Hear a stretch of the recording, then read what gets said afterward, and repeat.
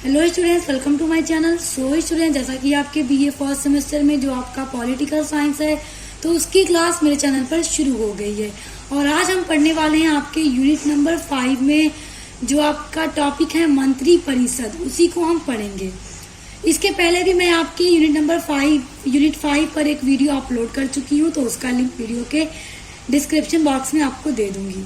बाकी वीडियोस के लिए आप प्लेलिस्ट को चेक कर लीजिएगा, BA first semester political science के नाम से।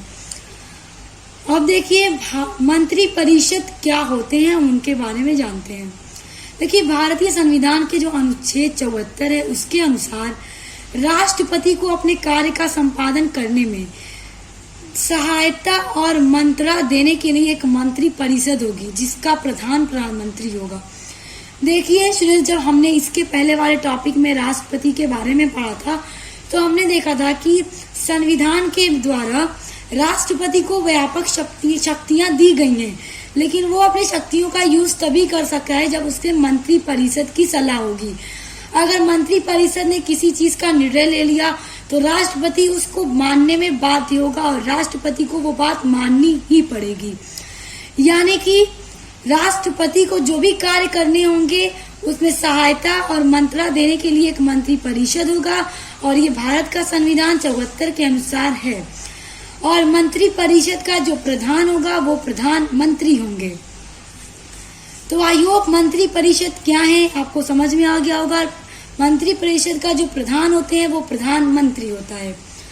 अब हम देखेंगे कि मंत्रियों की क्या क्या योग्यताएं होती हैं। तो देखिए मंत्री परिषद के सभी सदस्यों के लिए संसद के किसी न किसी सदन का सदस्य होना आवश्यक होता है। संसद के किसी न किसी सदन का मतलब चाहे लोकसभा या राज्यसभा, दोनों में से किसी भी एक सदन का सदस्य होना जरूरी होगा मंत्री परिषद का सदस्य बनने के लिए। यदि कोई ऐसा व्यक्ति मंत्री बना दिया जाता है, यानी कि कोई ऐसा व्यक्ति है जो मंत्री परिषद का मंत्री बना दिया जाता है, तो संसद का और वो संसद का अगर सदस्य नहीं है तो उसे 6 महीने के अंदर ही संसद के किसी भी सदन में, चाहे लोकसभा या फिर राज्यसभा, दोनों में से किसी भी सदन में सदस्यता प्राप्त करना बहुत ज्यादा अनिवार्य है, यानी एकदम अनिवार्य है। 6 महीने के अंदर ही उसे किसी भी सदन की सदस्यता लेनी जरूरी है। तो मंत्रियों की क्या योग्यताएं हैं आप समझ गए होंगे। अब हम देखेंगे मंत्रियों के कार्यकाल के बारे में। ये सभी टॉपिक आपके एग्जाम की दृष्टि से बहुत ज्यादा इम्पोर्टेंट हैं, तो बहुत ध्यान से इनको समझिए, तभी आप एग्जाम में अच्छे से लिख पाएंगे। क्योंकि आप समझे रहेंगे ना तो आप इसको नोट डाउन भी नहीं करेंगे तो भी आप इजिली उसको लिख लेंगे, अगर आप इसको बढ़िया से समझ लेंगे तो देखिए सामान्य रूप से मंत्रियों का जो कार्यकाल होता है स्टूडेंट वो 5 साल का होता है, लेकिन वे तभी तक अपने पद पर बने रहते हैं जब तक कि उन्हें लोकसभा का विश्वास प्राप्त होता है। यानी कि 5 साल का तो उनका कार्यकाल होता है, लेकिन जब तक उन्हें लोकसभा का विश्वास प्राप्त होगा तब तक वे अपने पद पर बने रहते हैं। तो इस तरह हम कह सकते हैं, यानी इस तरह मंत्रियों का जो कार्यकाल होता है वो अनिश्चित ही होता है, क्योंकि जब तक उन्हें लोकसभा का विश्वास प्राप्त होगा वो अपने पद पर बने रहते हैं। अब देखिए अगला टॉपिक बहुत ज्यादा इम्पोर्टेंट है कि मंत्रियों की श्रेणी। देखिए जो मंत्री परिषद होता है हम उसी की श्रेणी को देखेंगे कि उसमें कितने तरह के मंत्री होते हैं। तो देखिए इसमें जो पहले हैं वो कैबिनेट मंत्री होते हैं। देखिए जो कैबिनेट मंत्री हैं वो मंत्री परिषद के प्रथम श्रेणी के मंत्री होते हैं और यही सरकार की नीति का संचालन करते हैं, कैबिनेट मंत्री करते हैं। अब कैबिनेट मंत्री के बाद जो दूसरी श्रेणी आती है मंत्रियों की वो है राज्य मंत्री। देखिए जो राज्य मंत्री होते हैं वो 2 तरह के कार्य को करते हैं। इनका पहला ये कार्य होता है कि राज्य मंत्री स्वतंत्र प्रभार होंगे और जो द्वितीय इनका कार्य है कि ऐसे राज्य मंत्री जो किसी कैबिनेट मंत्री के साथ ही उसी के विभाग में सहायता करते हैं। यानी कि दूसरा जो इनका कार्य है वो ये है कि कैबिनेट मंत्रियों के साथ ही उसी के विभाग में वो सहायता करेंगे। अब राज्य मंत्री के बाद जो तीसरी श्रेणी आती है मंत्री परिषद में वो है उप मंत्री। तो देखिए यह राज्य मंत्री के बाद आते हैं उप मंत्री, और उप मंत्री को स्वतंत्र रूप से कोई भी विभाग नहीं दिया जाता है, यानी इनका अपना कोई अलग से विभाग नहीं होता है। ये जो मंत्री होते हैं वो कैबिनेट मंत्री या फिर राज्य मंत्री दोनों के विभाग में ही उनके कार्यों में सहयोग देते हैं। यानी इनका कोई अपना अलग से फ्रीडम रूप से कोई भी डिपार्टमेंट नहीं होता है। ये जो मंत्री होते हैं ना वो कैबिनेट मंत्री के भी विभाग में और उप मंत्री और राज्य मंत्री के भी विभाग में, इन दोनों मंत्रियों के विभाग में उप मंत्री सहायता प्रदान करते हैं, सहयोग देते हैं। और देखिए इनका जो प्रधान होता है मंत्री परिषद का, वो प्रधानमंत्री होता है, वही सबसे ऊंचा पद है मंत्री परिषद में। अब देखिए स्टूडेंट्स, यहाँ पर एक और बात कह दूं कि अगर आपसे एग्जाम में पूछ दे कि मंत्री परिषद का स्वरूप क्या है तो आपको यही लिखना होगा जो मैंने बताया है। और मंत्री परिषद का जो प्रधान होता है वो प्रधानमंत्री होता है। अब हम देखेंगे मंत्रिमंडल। मंत्रिमंडल भी एग्जाम में पूछा जाता है, तो अब देखते हैं मंत्रिमंडल क्या होता है। देखिए प्रधानमंत्री और कैबिनेट मंत्री से मिलकर बनता है मंत्रिमंडल।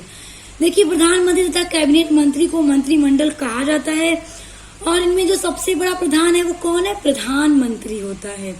तो याद रखिएगा, पूछा जाता है कि मंत्रिमंडल क्या है, तो प्रधानमंत्री और कैबिनेट मंत्री से ही मिलकर मंत्रिमंडल बनता है। महत्व की दृष्टि से मंत्रिमंडल जो है मंत्री परिषद की तुलना में अधिक महत्वपूर्ण संस्था है। यानी कि मंत्री परिषद से भी तुलना में अगर देखा जाए तो मंत्रिमंडल जो है वो महत्वपूर्ण संस्था होती है और जो प्रधानमंत्री और कैबिनेट मंत्री से मिलकर बनती है, क्योंकि शासन की नीतियों का संचालन मंत्रिमंडल द्वारा ही किया जाता है। क्योंकि शासन की जितनी भी नीतियां होती हैं उनका संचालन मंत्रिमंडल के द्वारा ही किया जाता है। और मंत्रिमंडल किससे बनता है? प्रधानमंत्री और कैबिनेट मंत्री, जिसका प्रधान कौन है? प्रधानमंत्री। देखिए अगला टॉपिक है प्रधानमंत्री, तो अब हम इनके बारे में पढ़ेंगे। देखिए संसदीय शासन प्रणाली में प्रधानमंत्री का पद सर्वाधिक महत्वपूर्ण एवं शक्तिशाली होता है। यानी कि जो शासन प्रणाली होती है भारत की, उसमें जो सबसे बड़ा पद और जो सबसे शक्तिशाली और सबसे महत्वपूर्ण पद होता है वो प्रधानमंत्री का होता है, क्योंकि वास्तविक कार्यपालिका शक्ति उसी के हाथ में निहित होती है। यानी कि जो कार्यपालिका की शक्ति है वो प्रधानमंत्री के हाथ में ही होती है। भारतीय संविधान का अनुच्छेद 74 प्रधानमंत्री पद की व्यवस्था करता है। जो भारत का संविधान का अनुच्छेद 74 है उसी के अंतर्गत प्रधानमंत्री के पद की व्यवस्था बताई गई है। अब देखिए राष्ट्रपति से ज्यादा अधिकार प्रधानमंत्री के पास होता है। देखिए क्योंकि राष्ट्रपति के पास जो भी शक्तियां होती हैं उनको अगर उसे यूज करना है तो उसे मंत्री परिषद की ही सलाह लेनी पड़ती है। और मंत्री परिषद का जो प्रधान होता है वो प्रधानमंत्री होता है। तो इसीलिए राष्ट्रपति से ज्यादा अधिकार और शक्ति और महत्वपूर्ण पद प्रधानमंत्री का ही होता है और सबसे ज्यादा अधिकार प्रधानमंत्री के पास ही होता है। भारतीय संविधान के अनुसार प्रधानमंत्री संसद के दोनों सदनों में किसी का भी सदस्य हो सकता है। यानी कि जो भारत का संविधान है उसके अनुसार संसद का चाहे जो दोनों सदन में चाहे लोकसभा हो या राज्यसभा, प्रधानमंत्री दोनों में से किसी भी सदन का सदस्य हो सकता है। अब हम देखेंगे प्रधानमंत्री के अधिकार एवं उनके कार्य। देखिए पहला कार्य है कि लोकसभा का नेतृत्व करना भी प्रधानमंत्री का एक कार्य या फिर उनका अधिकार है। दूसरा है कि मंत्री परिषद का निर्माण करना। मंत्री परिषद का निर्माण भी प्रधानमंत्री के द्वारा ही किया जाता है और उसका प्रधानमंत्री ही होता है।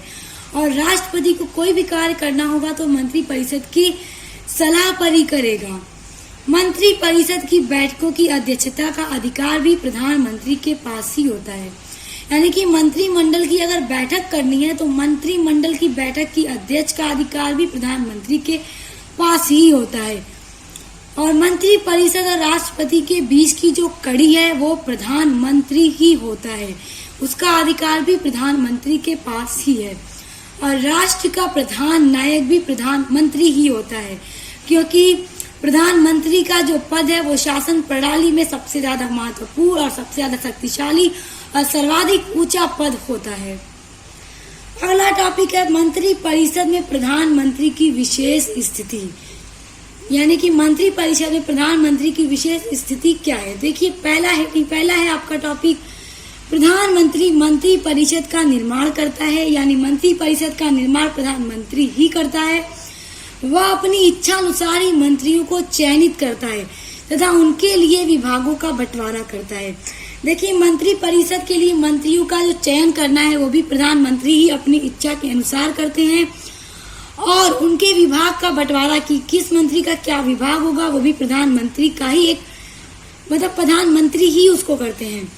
प्रधानमंत्री मंत्रियों के विभागों में परिवर्तन कर सकता है, यानी कि अगर प्रधानमंत्री चाहे तो मंत्री का कोई विभाग है तो उनमें परिवर्तन भी कर सकता है। अगला ये है कि प्रधानमंत्री अन्य मंत्रियों के आपसी मतभेदों को दूर कर सकता है, यानी कि मंत्री परिषद के मंत्रियों में अगर आपसी कोई मतभेद है तो उनको दूर कर सकता है। कौन? प्रधानमंत्री ही उन मतभेदों को दूर कर सकता है। प्रधानमंत्री मंत्रिमंडल की बैठकों की अध्यक्षता करता है, यानी कि मंत्रिमंडल की जो अध्यक्षता है वो भी प्रधानमंत्री ही करता है, और मंत्रिमंडल प्रधानमंत्री और कैबिनेट मंत्री से मिलकर बनती है, जिसकी अध्यक्षता प्रधानमंत्री के द्वारा ही की जाती है।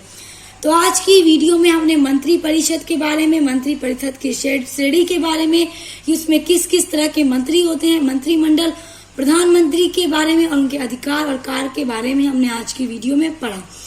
तो आई होप आपको ये सारी चीजें बहुत अच्छे से समझ में आ गई होंगी। समझ में आ गई है तो वीडियो को लाइक कमेंट जरूर कीजिएगा और शेयर भी जरूर कीजिएगा अपने फ्रेंड्स और फैमिली ग्रुप में, और आने वाली वीडियोस के लिए आप चैनल को सब्सक्राइब करके बेल आइकन को प्रेस कर लीजिए। तो हम मिलते हैं नेक्स्ट वीडियो के साथ।